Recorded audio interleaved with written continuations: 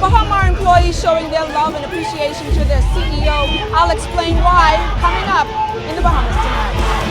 Behind this closed door here at BTVI, women are on course to change their lives. I'm Carla Palmer. I'll have this story coming up in the Bahamas tonight.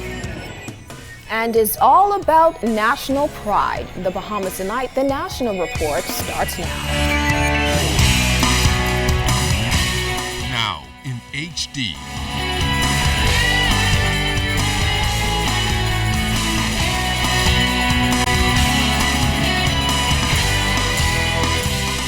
ZNS Network presents The Bahamas Tonight. This portion of the news brought to you by BTC Everyday. Baha Mar employees who were sent home this week after the company filed for Chapter 11 bankruptcy have taken to the streets. Good evening, everyone. I'm Charisma Robinson. Today, the group participated in a march of solidarity and appreciation for the company's CEO, much to the surprise of many. LaDawn Davis was there and she talked to staff and a company executive.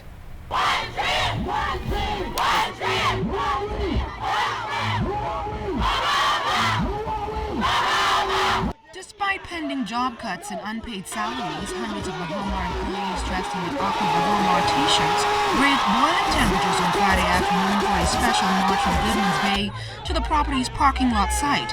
They said it was just one way to show their support and to say thank you to Baha Mar CEO Sakis Ismailian for everything he has done for the 2,000 employees.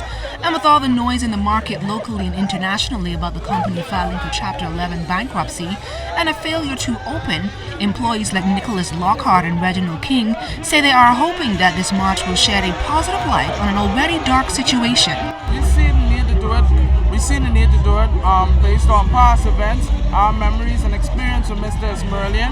And the idea was brought upon me by my good friend Nicholas, and the dream was brought through by my mother, where she did the flyer for the event, and then that's what sparked everyone's attention. And then the citizens, Mr. Trey Bethel, everyone jumped in and lent a helping hand for all the success. And we just want to show Mr. Ismailian that we're here for him no matter what.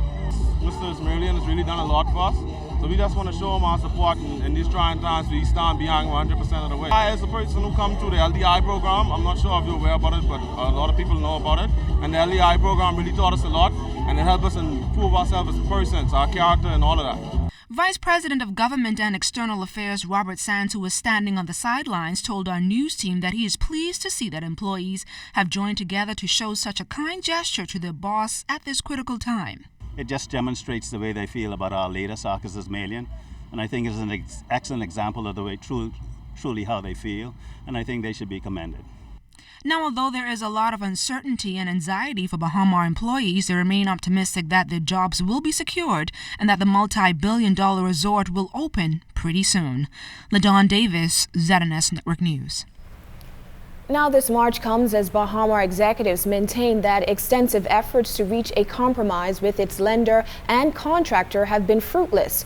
According to the company, more frustration in efforts to take advantage in the Bahamas of the U.S. Chapter 11 process for very much longer could result in drastic and regrettable steps. These could include substantial staff reductions. However, Baha Mar says it is working hard on many fronts to move matters along toward completion and opening of that project. The company's comments follows a decision by the Supreme Court to adjourn until Tuesday its application for recognition of the U.S. bankruptcy proceedings. The adjournment by the Bahamian Supreme Court was granted at the joint request of the Office of the Attorney General and the Export-Import Bank of China, the project's lender.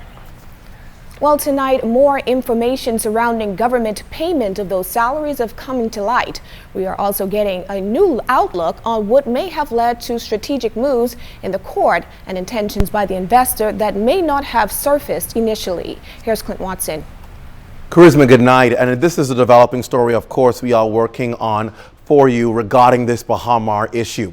Here's what we know tonight. As the Baha Mar saga continues to unfold, we are learning more about what reportedly transpired behind closed doors that sheds light on what has become a tumultuous relationship at best with several key partners. Now, ZNS News has obtained a copy of the court ruling in the bankruptcy proceedings, that is, in Delaware, filed earlier this week by Baha Mar, that reveals details that could be troubling for employees and creditors, as the company was granted some $30 million in funding that would include payment of salaries. Now, according to the ruling, this money was to be used for pre-petition wages. That's money owed to employees, their benefits, reimbursable business expenses, payroll taxes, pre-petition payroll fees, and severance payments. Now, a portion of this was approved. However, the severance portion was delayed until later this month. But in order for these requests to have been approved, they need the local court's permission.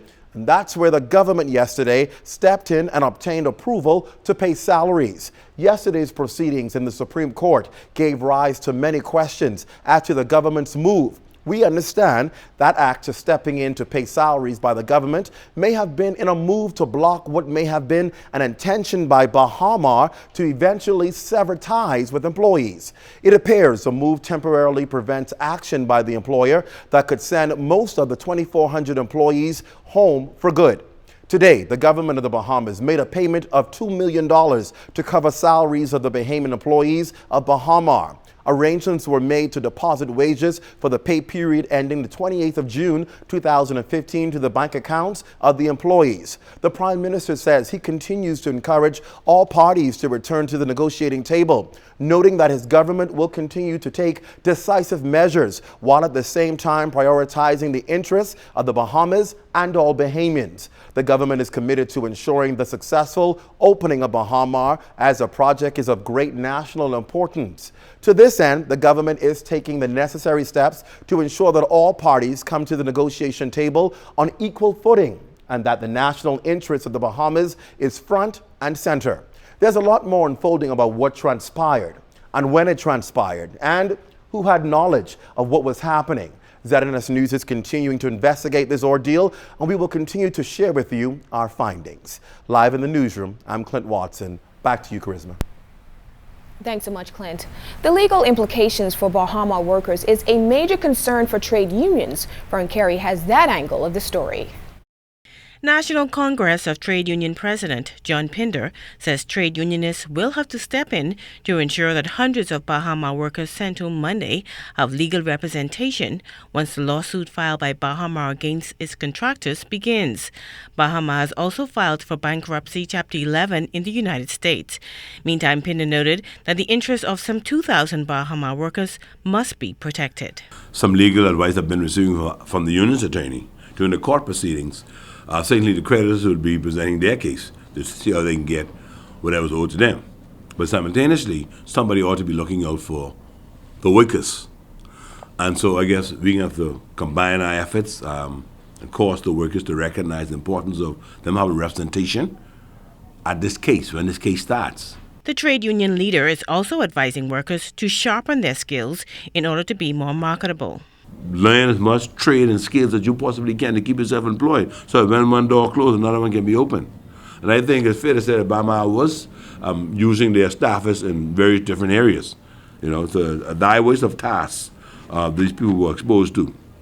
Hopefully they would have learned something and they'll be able to do something until such time as this matter is resolved. A service will be held for all Baha Mar workers next week in an effort to provide support and prayers during this difficult time. I've been contacted by Bishop Reverend Simeon Hall, who wanted to do a joint thing as relates to prayers for these staffers, the persons who are being impacted by this.